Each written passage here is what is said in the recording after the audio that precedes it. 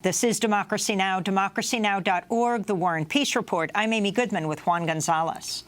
On Thursday, CodePink's Medea Benjamin disrupted Secretary of State Mike Pompeo's speech before the Organization of American States. She held a sign that reads, OAS, don't support a coup in Venezuela, Code Pink.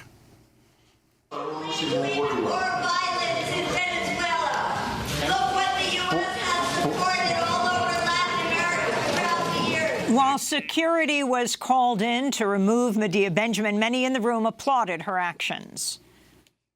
Por favor, solicité al principio. We're joined right now by Medea Benjamin, joining us from Washington, D.C. Medea, explain what happened yesterday, what Mike Pompeo, the Secretary of State, was saying, and why you interrupted. I interrupted because I'm really worried about what is about to happen in Venezuela. First, let's recognize how many millions of people in Venezuela are already suffering from the economic crisis, but how much worse it could get.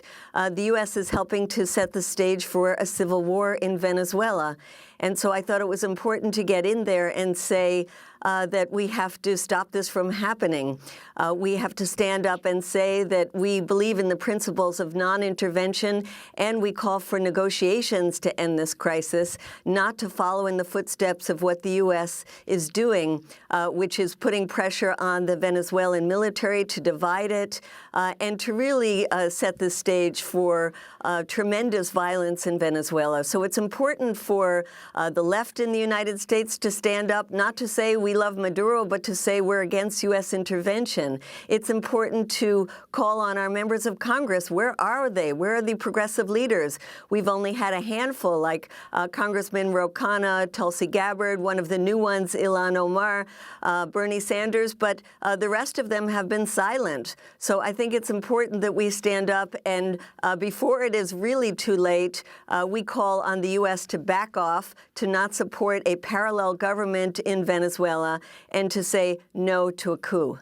Medea, were you surprised by the reaction to your protest? It's not the type of reaction you normally get when you do a disruption in Washington. Well, I don't know, actually, if the applause was in support or the applause was to drown me out. So it's not clear, but the OAS is very divided. On Capitol Hill, the Democratic establishment has largely supported President Trump's efforts to oust Maduro. House Speaker Nancy Pelosi tweeted Thursday, America stands by the people of Venezuela as they rise up against authoritarian rule and demand respect for human rights and democracy. Senator Dick Durbin tweeted Thursday, I spoke at length to the new president of Venezuela, Juan Guaido, today. I assured him of my strong support for a more peaceful and democratic future in Venezuela under his transitional leadership. The people of Venezuela deserve it. But there are many others who are not in agreement. Some voices of dissent in Congress. Independent Vermont Senator Bernie Sanders tweeted, the Maduro government has waged a violent crackdown on Venezuelan civil society, violated the Constitution by dissolving the National Assembly, and was reelected last year in an election many observers said was fraudulent. The economy is a disaster and millions are migrating. The United States should support the rule of law, fair elections, and self-determination for the Venezuelan people. We must condemn the use of violence against unarmed protesters and the suppression of dissent. But we must learn the lessons of the past and not be in the business of regime change or supporting coups as we have in Chile, Guatemala, Brazil, and the DR. The U.S. has a long history of inappropriately intervening in Latin American nations. We must not go down that road again. And Democratic Congressmember Ro Khanna of California tweeted, let me get this straight. The U.S. is sanctioning Venezuela for their lack of democracy, but not Saudi Arabia. Such hypocrisy. Maduro's policies are bad and not helping his people, but crippling sanctions or pushing for regime change will only make the situation worse. Democratic Hawaiian Congressmember Tulsi Gabbard, who's running for president, tweeted, the United States needs to stay out of Venezuela. Let the Venezuelan people determine their future. We don't want other countries to choose choose our leaders, so we have to stop trying to choose theirs. And Minnesota Democratic Congressmember Ilhan Omar tweeted, a U.S.-backed coup in Venezuela is not a solution to the dire issues they face. Trump's efforts to install a far-right opposition will only incite violence and further destabilize the regime. We must support Mexico, Uruguay, and the Vatican's efforts to facilitate a peaceful dialogue. This split in the U.S. Congress around Venezuela, Medea Benjamin.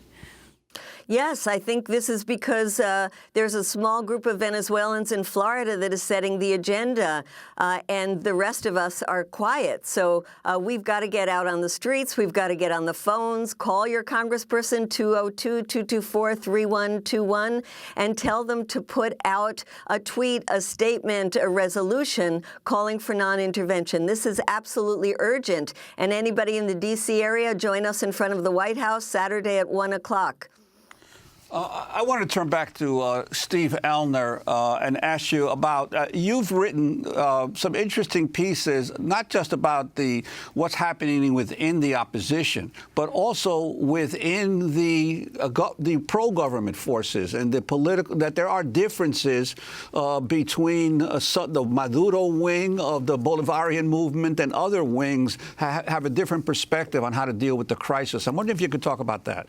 Yes, there is a degree of pluralism within the Chavista movement. These are leaders who support Maduro, but they have different priorities. They take a very firm position on the issue of corruption, which Alejandro referred to. For instance, Elias Hauer, who was one of the main leaders under Chavez and supports Maduro 100%. But he has a different take on economic policy. So there's a degree of diversity within the Chavista movement. And as long as the pressure is on the Maduro government, as long as you have this ongoing kind of aggression on the part of the United States, but also what political scientists call a disloyal opposition, an opposition that doesn't recognize the legitimacy of the government, which has been practically the opposition's position almost from the very beginning. These differences within the Chavista movement are not going to really come to the fore because Chavez and Maduro, their slogan is unity, unity, and more unity. That is perceived as necessary given the political context. But if the situation were to loosen up, if there were to be greater stability and less threats to the overthrow of the government, it's quite likely that you'd see more diversity and more debate within the Chavista movement. Alejandro Velasco, who is Guaido, the president of the National Assembly, who's just announced that he is the president of the country in the streets? Four major opposition parties in Venezuela. It's called Voluntad Popular, Popular Will, which is led visibly by Leopoldo Lopez, who was jailed after leading a series of protests in 2014. And this party has really sort of grown from a position of significant confrontation with the government. It's been known largely as one of the more radical of the opposition wings, as Steve mentioned or alluded to before.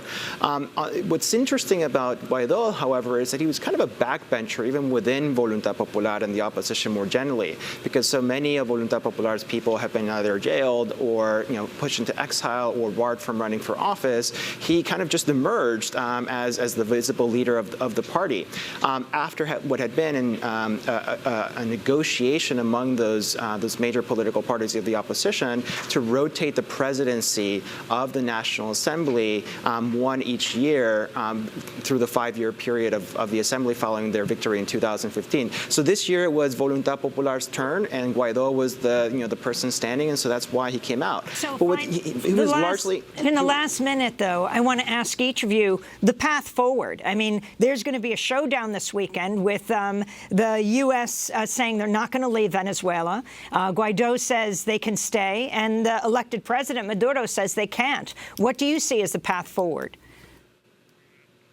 Alejandro. It has to be, it has to be negotiations, right? I mean, so Uruguay and Mexico, and to some extent, the real key player here is going to be, I think, the European Union, which has been kind of wavering a little bit. A couple of weeks ago, they'd issued a report about having a group of contact, and so those are the measures that have to be supported, because otherwise Venezuela right now is on a knife's edge, and you have the tremendously high-stakes game of chicken being played right now with Venezuelans' lives at stake. Yeah, I agree with Alejandro. The way forward is negotiations and dialogue. For one reason, because the decisions that the government is going to have to make, whether it be the Chavista government or a government of the opposition, whatever government takes necessary measures in order to correct the economic situation, they will need a consensus. They will pay a political price, and if you don't have a consensus, it will be politically infeasible for the government to carry out these measures, these difficult economic measures, as a way out of the crisis. We have to leave it there. Steve Elner, former professor and associate managing editor of the journal Latin American Perspectives. Thank you to Alejandro Velasco and Medea Benjamin. I'm Amy Goodman with Juan Gonzalez.